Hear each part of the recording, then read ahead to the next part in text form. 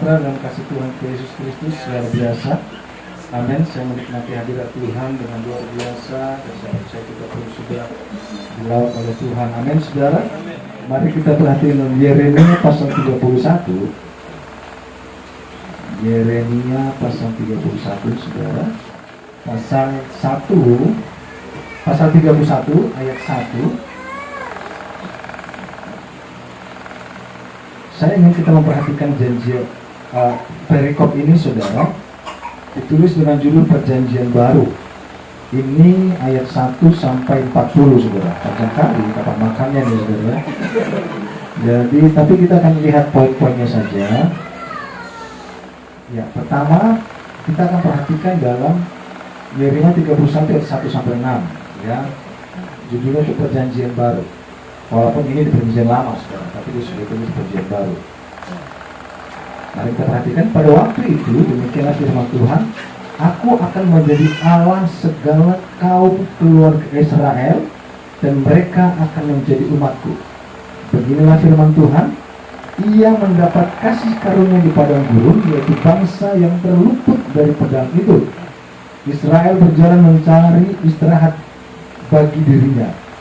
Dari jauh Tuhan menampakkan diri kepadanya, aku mengasihi engkau dengan kasih yang kekal, sebab itu aku melanjutkan kasih setiaku kepadamu. Aku akan membangun engkau kembali sehingga engkau dibangun, hai anak darah Israel. Engkau akan menghiasi dirimu kembali dengan rebana dan akan tampil dalam tari-tarian orang yang bersukaria. Engkau akan membuat kebun anggur kembali di gunung-gunung Samaria. Ya, orang-orang yang membuatnya akan memetik hasilnya pula. Sungguh, akan datang harinya bahwa para penjaga akan berseteruh di gunung Efraim. Ayo, marilah kita naik ke Sion kepada Tuhan Allah kita. Amin, saudara. Nabi Yeremia itu diutus pada zaman Israel dalam perbudakan yang menyakitkan.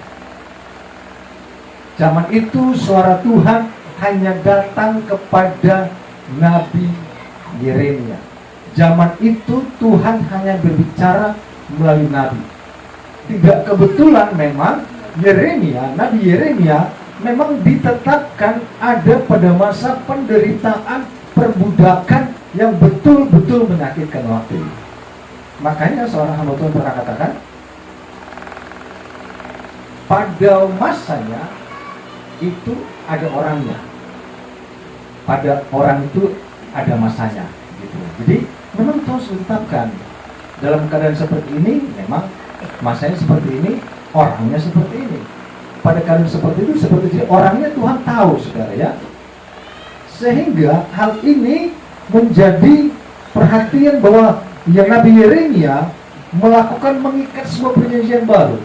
Saudara tahu gak bahwa ada kalanya Tuhan menjauhkan diri dari umatnya.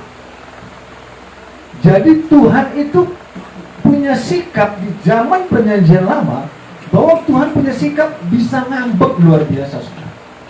Bahkan Tuhan katakan, aku menarik diri. Jadi dibiarin aja, saudara. Dari Maleakhi sampai Matius itu kurang lebih 700 tahun Allah nggak berbicara dan berdiam diri. Dibiarkan semua mereka do what he wants to do.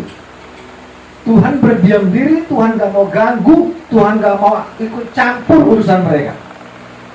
Nah, di masa itu ada kalanya Tuhan benar-benar menarik diri dari bangsa Israel. Menjadi terobosan yang luar biasa, saudara. Di perjanjian baru, Allah Immanuel, Allah yang berkemah dengan kita, satu tenda, satu kemah dengan kita. Itu arti Immanuel, yang selalu bersama dengan kita. Setelah 700 tahun Allah tidak berbicara. Setelah 700 tahun Allah membiarkan orang dengan kelakuannya, dengan sifatnya, dengan segala sesuatu yang mereka mau kerjakan, Allah berdiam diri. Allah nggak mau lihat, monggo silakan. Tetapi lewat ayat ini dikatakan bahwa, kalau kita perhatikan bahwa beginilah firman Tuhan, ayat 2, ia mendapat kasih karunia di padang gurun, yaitu bangsa yang terluput dari pedang itu. Israel berjalan mencari istirahat baginya. Jadi dulu bangsa Israel hidup dengan pedang. Ya, ada ayat katakan orang yang hidup dengan pedang akan mati dengan pedang. Tetapi ada kalanya mereka sebagian terluput dari pedang itu, sudah. Kita tahu bahwa mata ganti mata, gigi ganti gigi, sudah. Zaman itu nggak mungkin mata ganti gigi, nggak cocok, sudah. Gigi ganti mata nggak cocok. Tetapi masih ada orang yang terluput dari pedang. Itu kasih karunia. Kalau orang main pedang, dia tidak terkena pedang, itu kasih karunia. Kalau dia masih terluput dari pedang itu.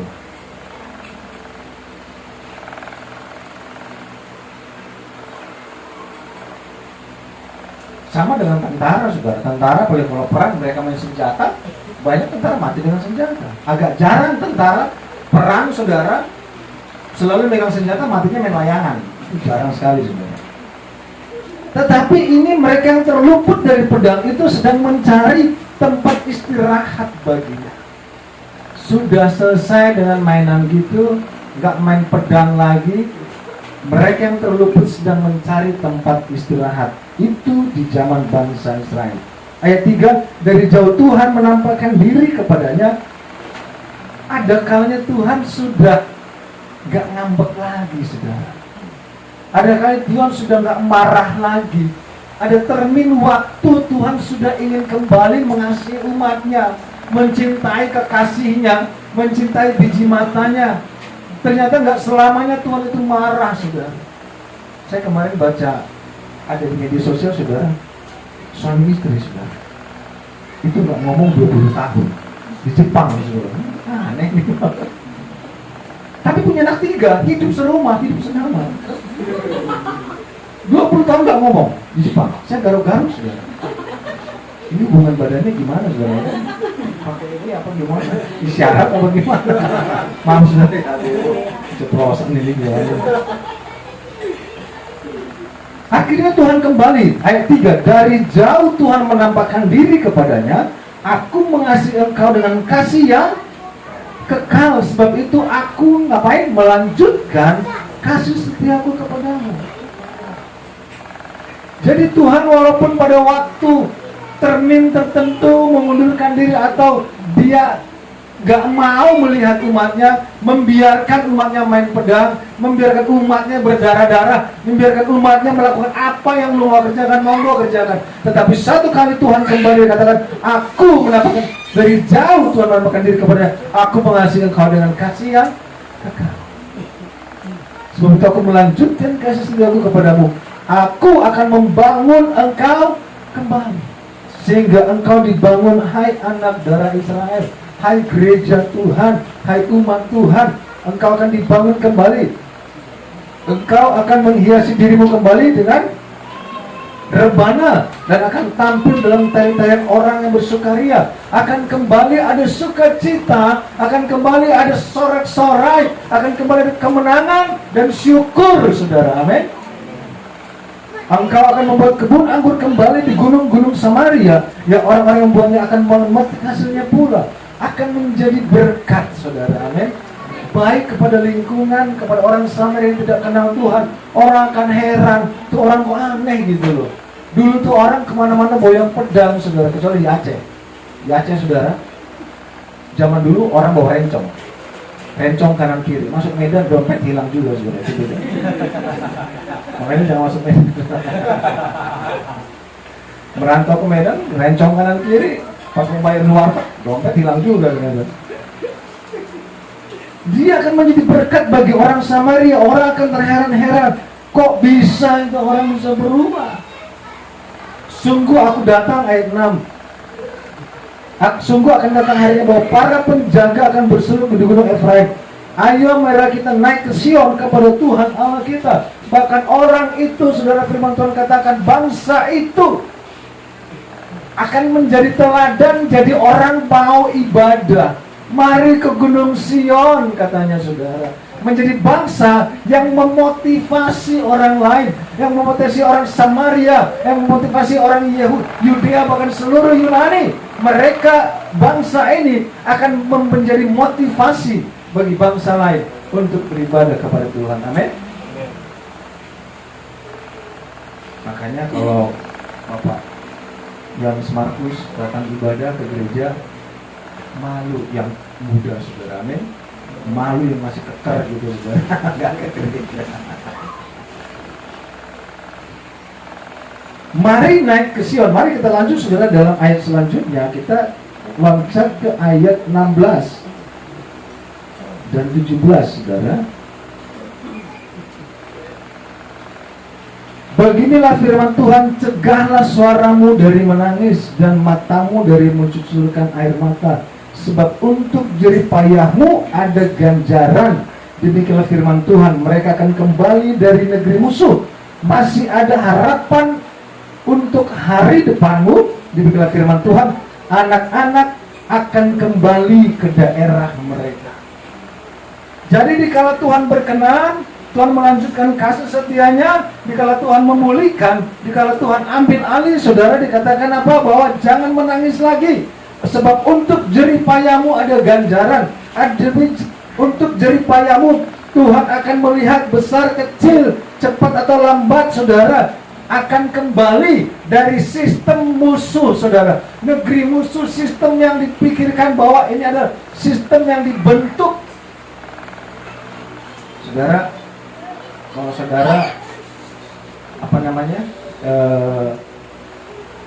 orang bela diri, saudara, ya, ada Pak Marco di sini bela diri, saudara. Dari ban coklat jalan pasti mikir, ngeliat orang jalan di ban hitam. Lalu tukang tambal ban, saudara. Selalu pikirannya masih ada yang lebih ngeri dari dia, kan begitu, saudara, ya. Makanya kalau seandainya pun tentara, bagaimana, saudara tinggal tanya, Bapak pangkatnya apa? Di atas Bapak ada pangkat lebih tinggi lagi. Jadi ada sistem yang cukup menakutkan, saudara. Orang semakin melindungi diri, semakin takut kemana-mana. Dia bawa pisau kecil, dia kan berpikir di jalan, jangan ada orang bawa pisau besar. Jadi nggak tenang, saudara. Itu satu sistem yang dibentuk oleh kuasa gelap, sehingga hidup tidak tenang, saudara. Tetapi akan kembali dari negeri musuh, dari sistem itu. Masih ada harapan untuk hari depanmu. Demikianlah firman Tuhan, anak-anak akan kembali ke daerah mereka. Anak-anak akan kembali ke tempat di mana mereka ada sebelumnya. Anak-anak akan berkumpul kembali, saudara. Orang-orang percaya bangsa Israel itu akan kembali berkumpul, akan bersama-sama bersuka cita, karena Tuhan akan melanjutkan kasih setianya. Ada rencana Tuhan yang indah ke depan. Amin, saudara. Itu janji Tuhan. Untuk jerih lelahmu kembali beribadah, kembali cinta Tuhan, kembali ikut kebenaran, jerih lelah itu tidak akan pernah sia-sia. Anak-anakmu akan kembali, firman Tuhan katakan. Mereka yang dulu pernah pergi akan kembali. Akan ada tarian rebana, saudara. Amin. Makanya saya percaya di gereja kita nanti pasti ada orang main rebana, saudara. Mau orang tua, orang muda pasti datang, saudara. Amin. Atau yang lain mau main rebana mulai, saudara. Ini mau main rebana? Enggak. Lanjut, saudara, kita perhatikan dari tidak berlama-lama 33-34, saudara. Ya.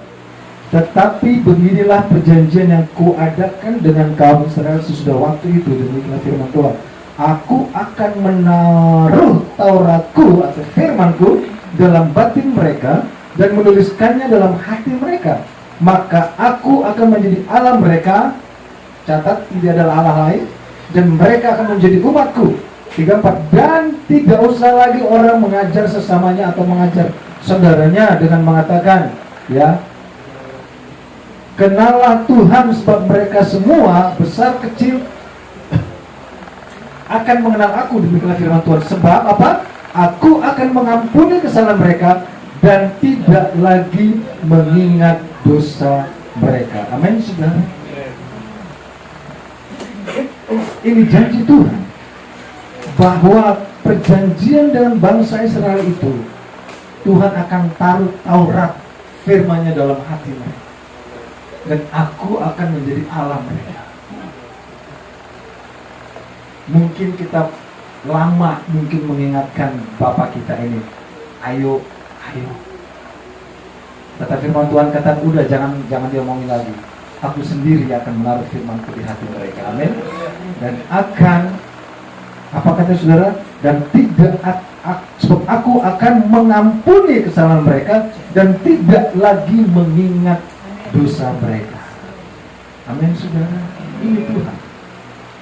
Ini Tuhan kita yang luar biasa. Yang Dia akan mengampuni dan melanjutkan kasih setia.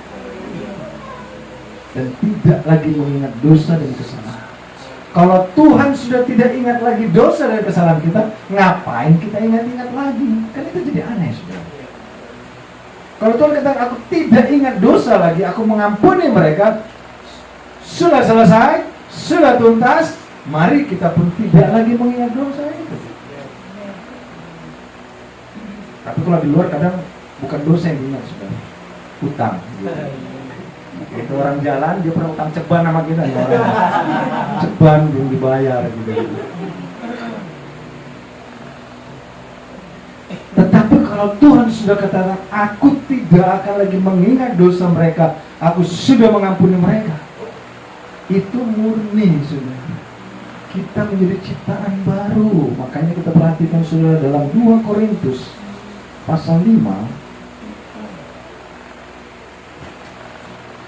2 Korintus pasal 5 ayat 16 dan 17. Sebab itu kami tidak lagi menilai seorang juga pun menurut ukuran manusia. Dan jika kami pernah menilai Kristus menurut ukuran manusia, sekarang kami tidak lagi menilai demikian. Jadi siapa yang ada di dalam Kristus, ia adalah ciptaan baru. Yang lama sudah berlalu, sesungguhnya yang baru sudah. Rasul Paulus katakan, kami tidak lagi menilai seorang pun menurut ukuran manusia. Kalau Tuhan sudah mengampuni, kalau Tuhan sudah tidak mengingat dosa seseorang, kita tidak lagi melihat dia sebagai ukuran manusia. Amin. Menurut penilaian manusia. Karena yang lama sudah berlalu. Ini era baru, ini di mana perjanjian yang baru diikat kembali antara Allah dengan kita. Amin, saudara. Jadi cara pandang kita tidak lagi cara pandang manusia. Kami tidak lagi melihat dengan ukuran manusia. Kami tidak lagi menilai seseorang menurut ukuran manusia. Makanya kita perlu bergandengan tangan, saudara. Kacamata kita taruh, kita pakai, bukan lagi kacamata manusia. Kacamata manusia itu penuh dengan penghakiman, saudara. Kita sudah belajar di minggu pertama. Balok di matamu, lu gak lihat, tapi selumbar di mata orang. Jadi pandangan kita bukan lagi menilai secara ukuran manusia. Mari kita belajar melihat orang lain dengan ukuran Tuhan. Amin. Dengan cara pandang Tuhan.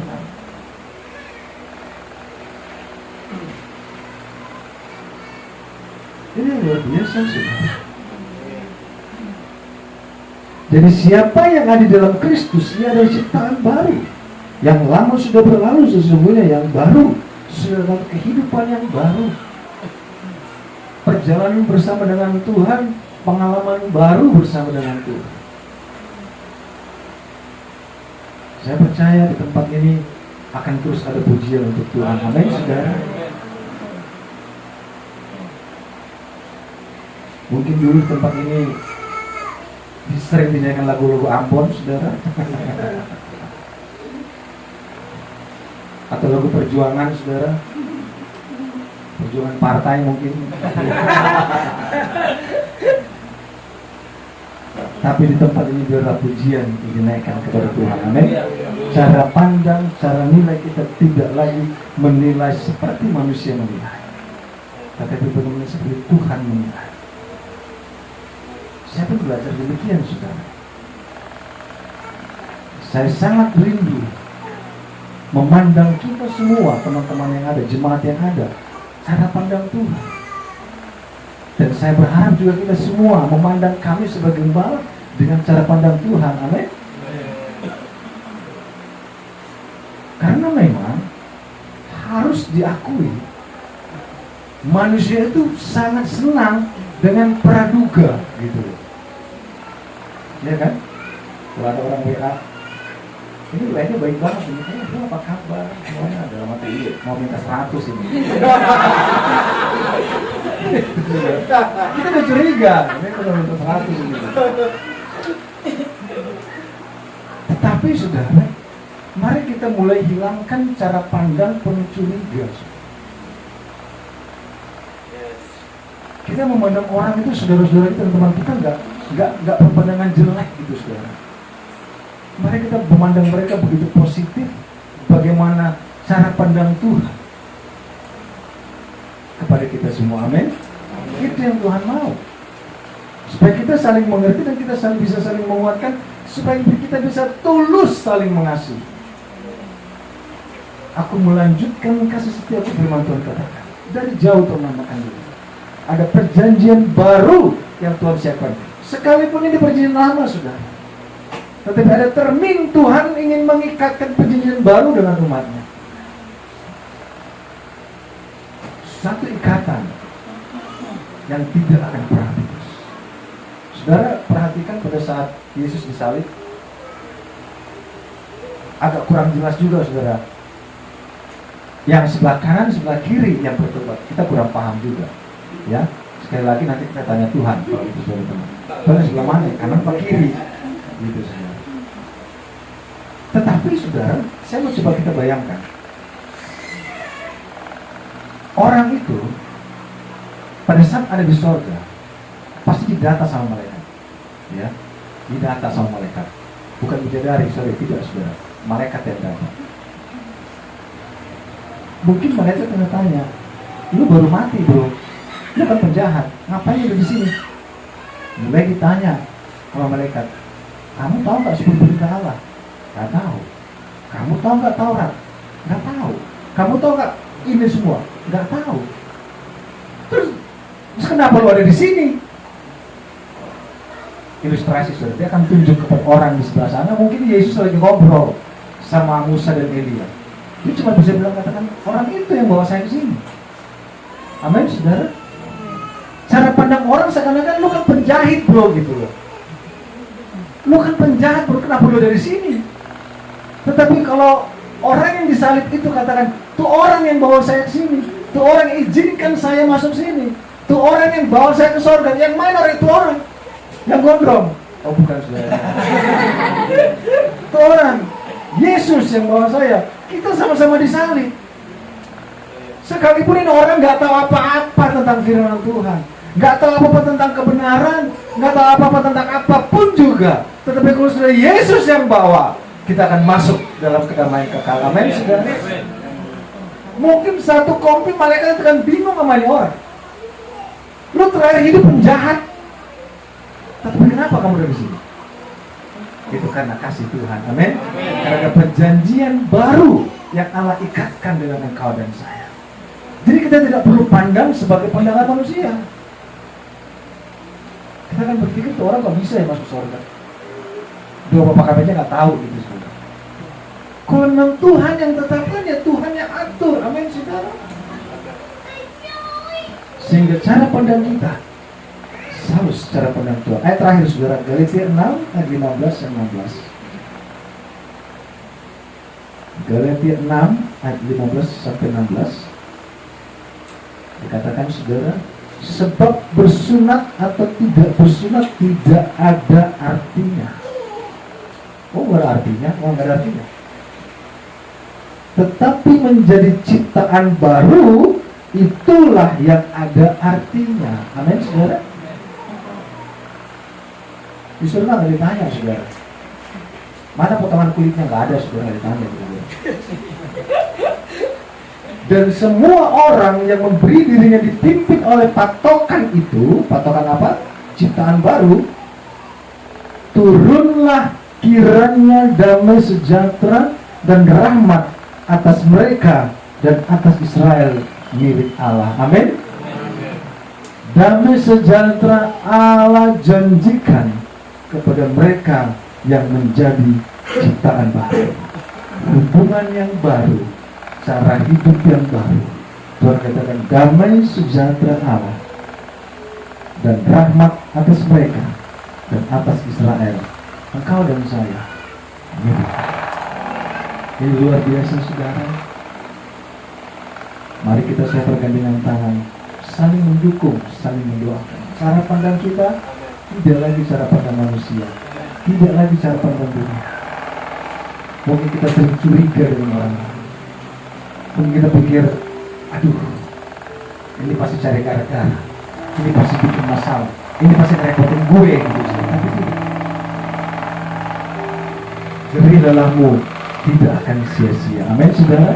Itu janji Tuhan. Mari kita naikkan satu pujian.